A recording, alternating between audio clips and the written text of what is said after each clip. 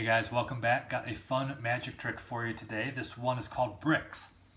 I hope you like it. Now this trick is all about Legos. So if you played with Legos when you were a kid, or maybe you still do, I hope you'll enjoy this trick. It's one of my favorites. So I've got 12 of these red cards on the table here that say Lego. And I've got one special yellow Lego card in the corner. We'll get to that a little bit later. Now this trick is all about those little Lego minifigures, the little Lego people that come with all the Legos. And if you know anything about the Lego people, you know that they're pretty much made up of three parts. You've got the head with the face on it, you've got the body with the arms hanging off, and you've got the legs or the pants or whatever you want to call it. And you put those together, you put those three pieces together, and you pretty much make a Lego person. Well, on the other side of all these cards, and you'll see these in a minute, on the other side are pictures of random Lego minifigure parts. Some of them have random heads, random bodies, and random legs. And we're going to mix these up real good and put them together, and we'll see if we can make a Lego person. So to start, I would hand the cards over, and let somebody mix them up. Shuffle them, mix them up as much as they would like. And when they're done, like I said, there's 12 cards. So I would have them lay them out on the table here in rows of 4. So you have 4, 4, and 4. So they can lay these out. They don't have to go in order. They can lay these out in a completely random way, just like this, whatever they want to do. Just like that. And they can even mix them up a little bit more. They can really do whatever they want. As long as we got 4, 4, and 4. I'll straighten all these up. They're facing the right way. Now, as you can see, right now all of these cards are face down. But just to make it a little bit more interesting, I'm going to take some of them and turn them face up. You can see some of the body parts. You can see that looks like a Santa Claus face, different things like that. So I'll turn about half of them face up, just to make it kind of random, a little bit more mysterious here. Now at this point, I would ask the spectator to point to any of the 4 sides of this rectangle that we've made. They can point to this side over here on the right, this side up top, this side on the bottom, or this side over here on the left. And whichever side they point to, I'm going to take those cards and flip them over onto the cards next to it. And you'll see what I mean as we go. So again, I would have them point to any of the 4 sides here. We'll say they start with the row up top. So we'll take the top row, just flip those cards over onto the row next to it, just like that. Let's say that next they want this row, or this side over here. So we'll take these and flip them, just like that. And again, they get to make all the decisions here for which row or which side to use. Let's say next they want the bottom row, so we'll flip these.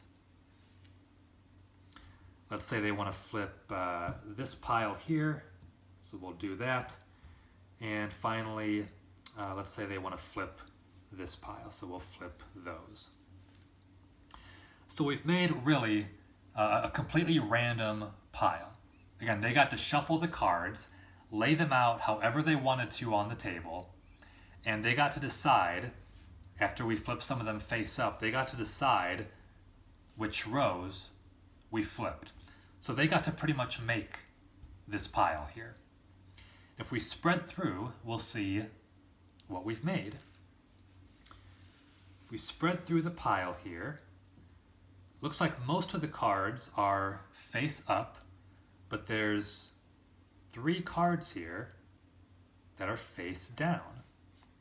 So we'll remove these face up cards. We don't need these right now. And we'll see what we've made with these 3. To start with, let's see, looks like we've got the legs or the pants, and that looks to me, I don't know if maybe you'd agree, that looks to me like kind of a peg leg, kind of a wooden peg leg. And you can see part of a hook over here on this side. So maybe maybe you've seen this piece before. If we take a look at the body, that actually seems to match pretty well. That looks like a hook hand.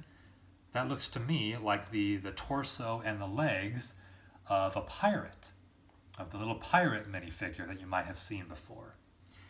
And it'd be pretty cool if this last card here was the head with, you know, the pirate hat and the eye patch over the eye.